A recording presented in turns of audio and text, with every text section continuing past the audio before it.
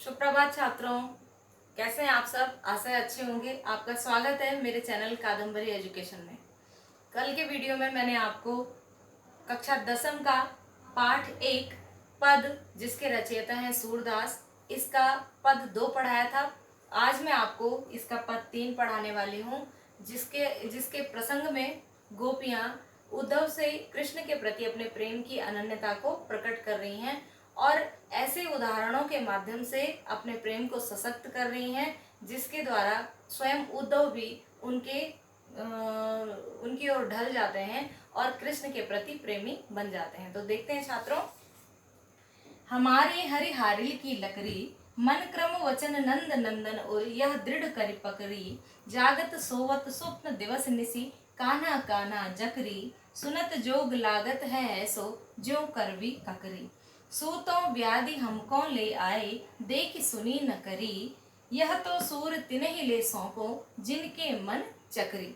बहुत ही सुंदर उदाहरण प्रस्तुत करते हुए गोपियां कहती हैं कि हमारे हरि हारिल की लकड़ी, अर्थात हमारे जो हरि हैं, श्री कृष्ण हैं, वो हारिल पक्षी की लकड़ी की भांति हैं। हमारे लिए तो हमारे श्री कृष्ण हारिल पक्षी की लकड़ी की भांति हैं। हारिल पक्षी अर्थात वो पक्षी जो अपने पंजों में लकड़ी का एक टुकड़ा दिन रात दबा कर रखता है और जहां भी बैठता है उसी लकड़ी के ऊपर बैठता है।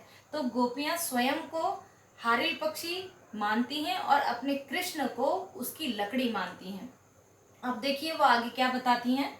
गोपियां कहती हैं कि जिस प्रकार से हारिल पक्षी अपने पंजों में दिन रात एक लकड़ी का टुकड़ा दबाए रहता है, उसी प्रकार मन क्रम वचन नंद नंदन उर, उसी प्रकार से हमने भी नंद बाबा के इस नंदन को यानी कृष्ण को अपने उर में, हृदय में मन क्रम और वचन से जकड़ लिया है। दृढ़ करी पकड़ी यानी दृढ़ता के साथ, मजबूती के साथ जकड़ लिया है।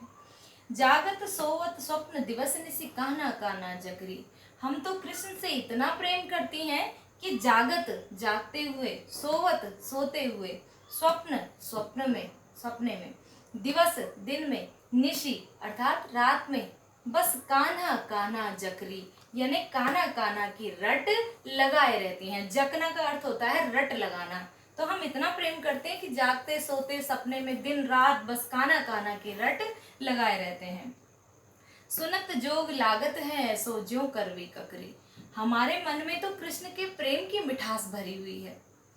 और सुनत जोग, जब हम तुम्हारा ये योग का संदेश सुनते हैं तो लागत है ऐसो, हमें ऐसा लगता है ज्यों करवी ककरी, जैसे हमने कोई कड़वी ककड़ी खा ली हो। अर्थात हमारे मन में कृष्ण के प्रेम की मिठास ऐसी भरी हुई है कि तुम्हारा जो ये योग है ये हमें कड़वी ककड़ी की भांति कड़वा स्वाद दे रहा है।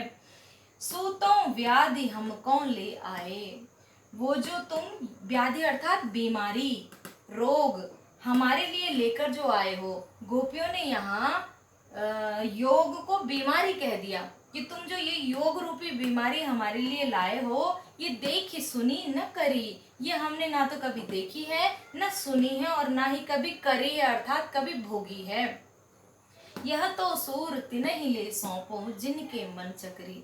सूरदास जी कहते हैं कि गोपियां उद्धव से कह रही हैं कि हे उद्धव, ये जो योग रूपी बीमारी है ये उनको ही ले जाकर तुम सौंप दो। किनको? कृष्ण को जाकर सौंप दो, जिनके मन चक्री, जिनका स्वयं का मन चक्री की भांति चंचल है, अर्थात एक स्थान पर एकाग्र नहीं है। यानी कि गोपियों ने स्वयं को कृष्ण के प्रति एकाग्र माना है और उनका कहना है कि ये जो योग रूपी बीमारी है ये कृष्ण के काम की है, हमारे बिल्कुल भी काम की नहीं है। तो यहाँ आपने देखा छात्रों कि गोपियां किस प्रकार से कृष्ण के प्रति अपने प्रेम की पराकाष्ठा को व्यक्त कर रही हैं। उन्होंने यहाँ जगह जगह एक योग को कभी कड़वी ककड़ी माना, कभी उन्होंने बीमारी के समान माना और कृष्ण को अपना हारिल पक्षी की लकड़ी की भांति बनाकर अपना प्रेम उसके प्रति प्रकट किया है। आशा है आपको समझ में आ गया होगा।